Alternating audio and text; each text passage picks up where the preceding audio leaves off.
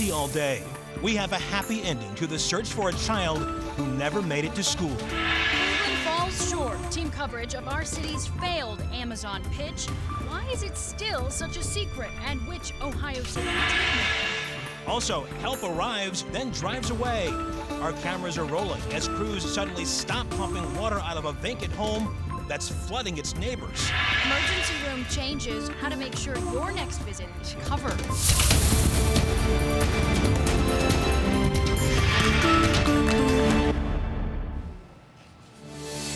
Tonight, this 9-year-old boy is safe and at home after a day-long search. Every police officer driving the streets of Cleveland was looking for Javon Babir. This all began when he got in an RTA bus to go to school, then never showed up.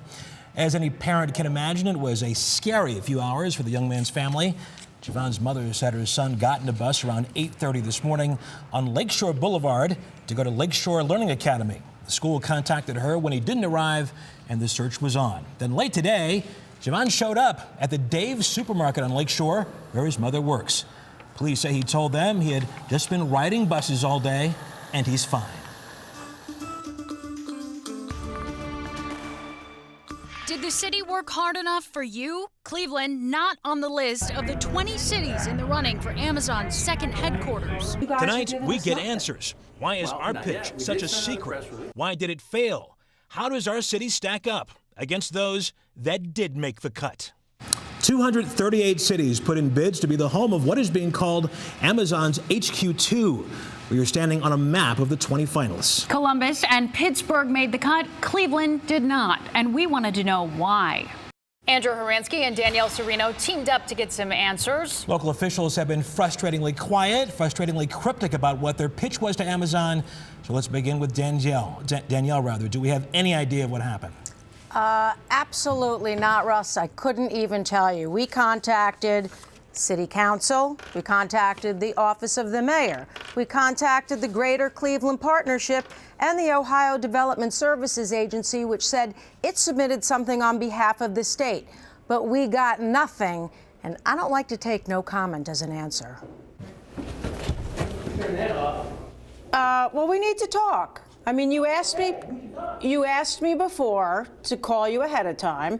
I did. You didn't want to give me any answer on the phone. So now I'm showing up because we deserve answers. The taxpayers deserve answers. Well, about what kind of tax incentives were given.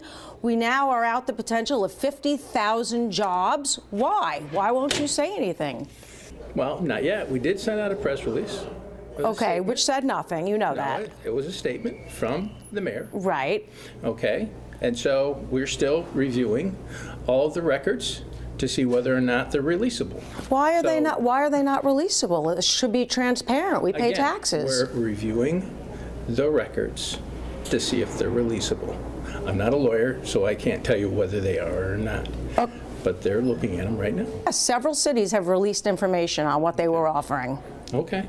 Well, that's but we can't release anything. Yeah. Still. No, I didn't say that. What I said is they're being reviewed. Do we have a deadline of when we're going to get this?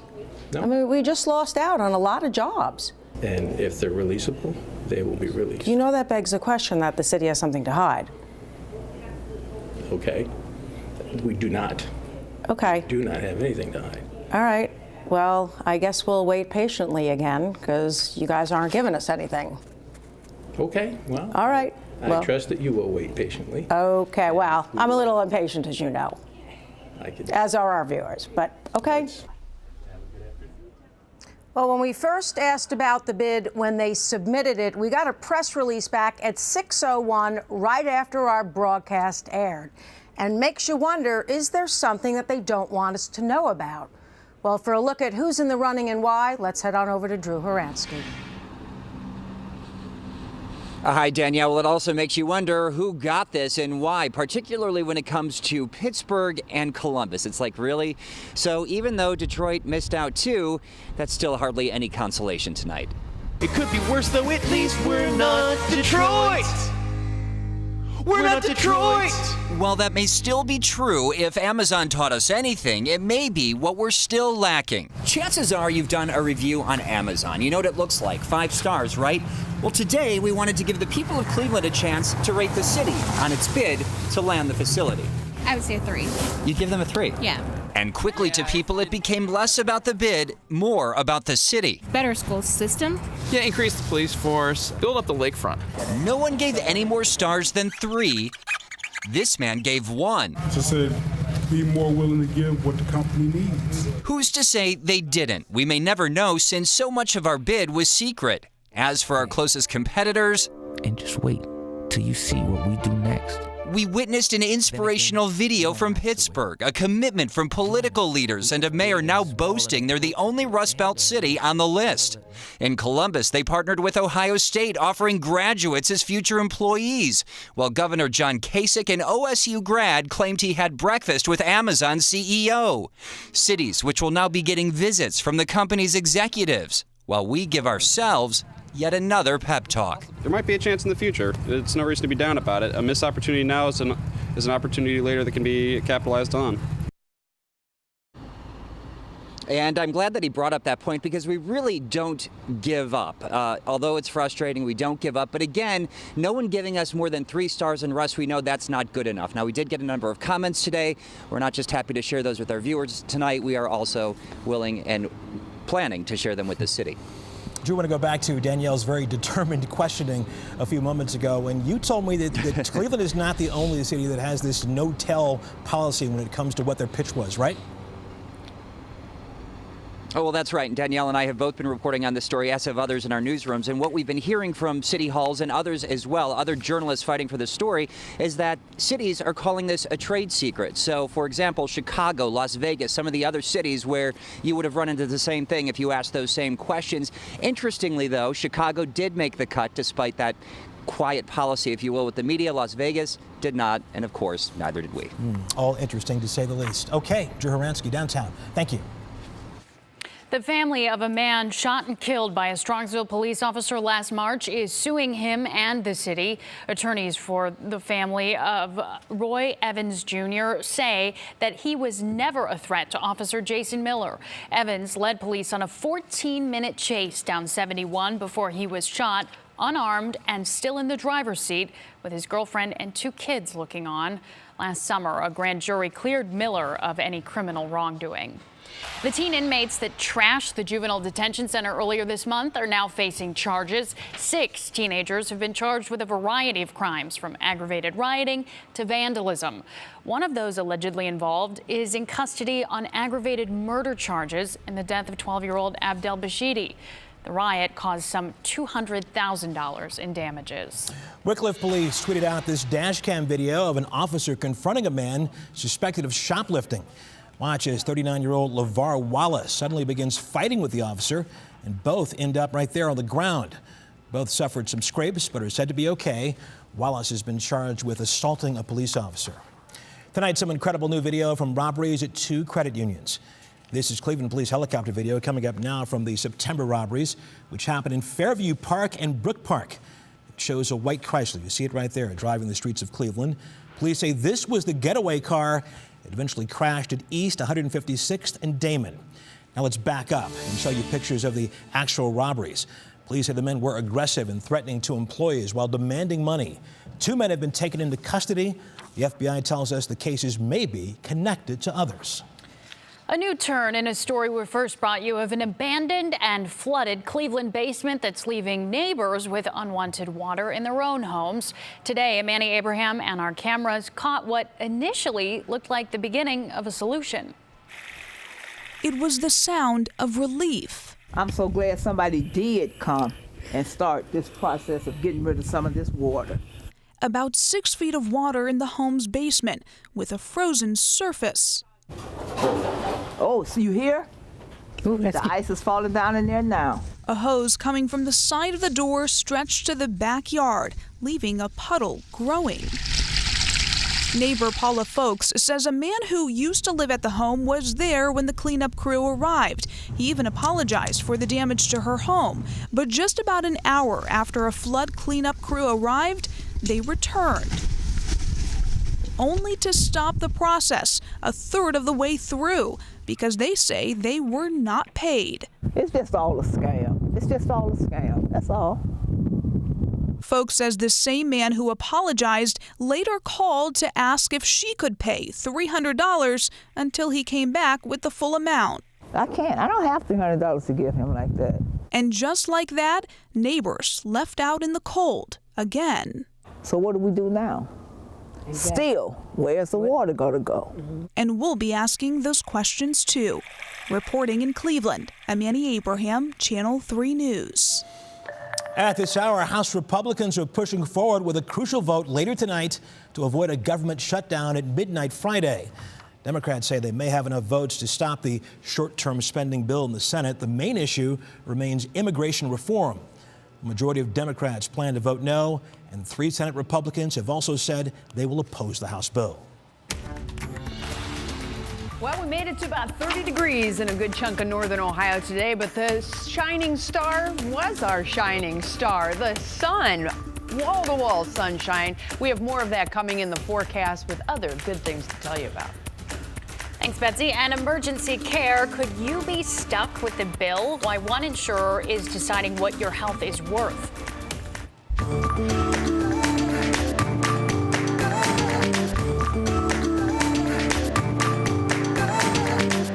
Channel 3 News at 6 is made possible by Calvetta Brothers Floor Show. It's time to fall in love again with your home.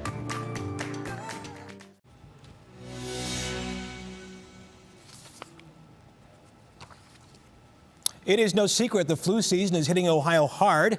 We just learned there were 3 flu-related deaths reported in Cuyahoga County this week.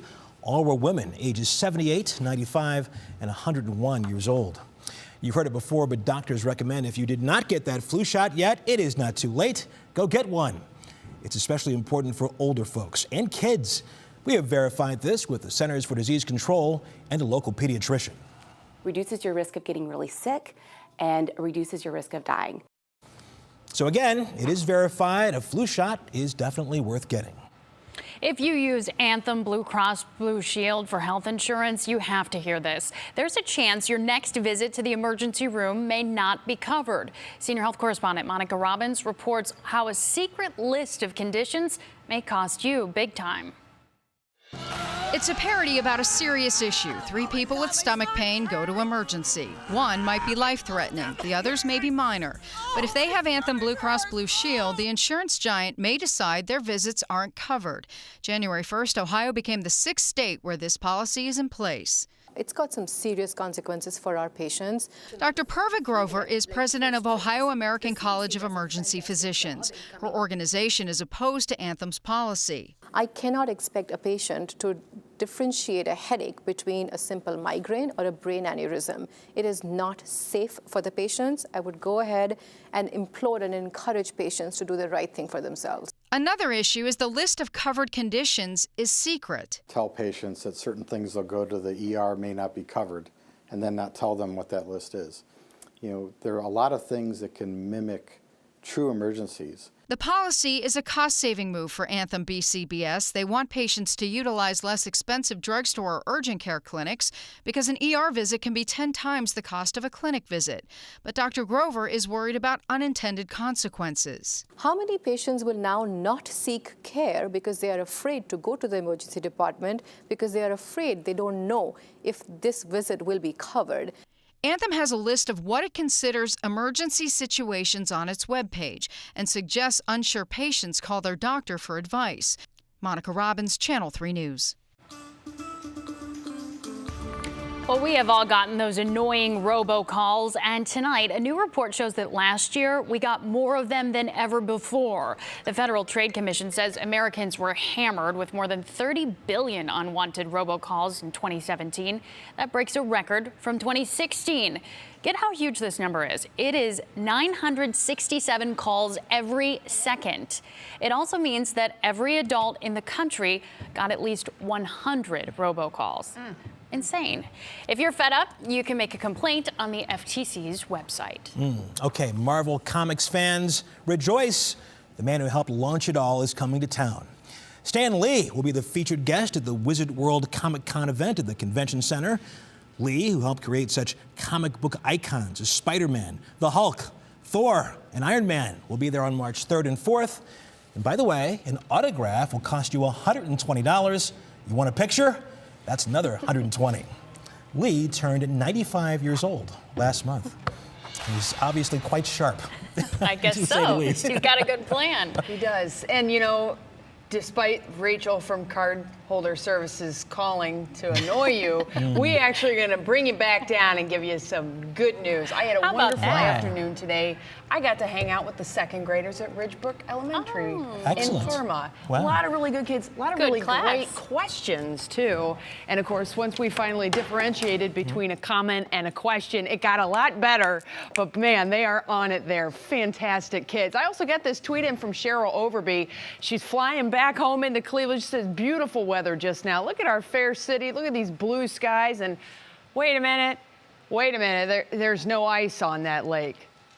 Stand by. You know where I'm going. We have the visible satellite to show you there is plenty of ice still on the lake. It is ice covered. Remember, it's like a slushie, and that ice is being pushed around. You can literally see the ice pack moving, and it's moving away from the Ohio shoreline. So we do indeed have ice on the lake. It may not just be right in front of your face, but once you look farther north, and of course we get a beautiful peek out over the lake from the visible satellite imagery, it shows up a lot better. We also still have a lot of snow on the ground. That's why things are white around here, but you can still pick out where rivers are, hills, valleys, south-facing hillsides. It's kind of cool with that sunshine coming down, but all in all, we've got a pretty decent amount of snow still on the ground.